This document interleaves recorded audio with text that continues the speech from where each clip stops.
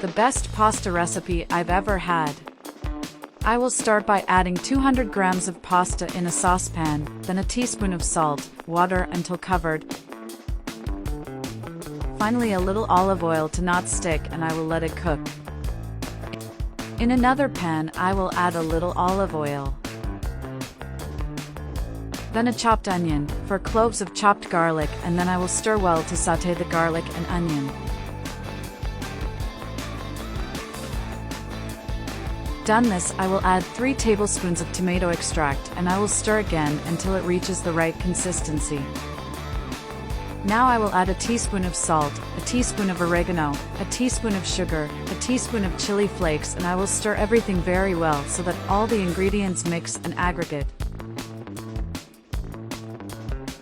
Then I'll add 50 milliliters of water and mix it again. This recipe will surprise you. Then 50 milliliters of milk and 200 grams of heavy cream, then I will mix once more. Tell me if you have any different recipe of pasta, I would love to know. Finally, I will add 150 grams of mozzarella and a tablespoon of butter, and again I will mix. This recipe has become routine here at home. To finish, I will add the cooked pasta, and I will mix one last time. And before I forget, tell me which city you're watching so I can send you a special hug. Today's hug goes to Charity Jayasai from Ghana. I'm glad you're enjoying our recipes. Done, this is ready our recipe, look how beautiful it was. Now just serve and enjoy this delight. This recipe is simply amazing and delicious, make it at home and then come back here to tell me what you think.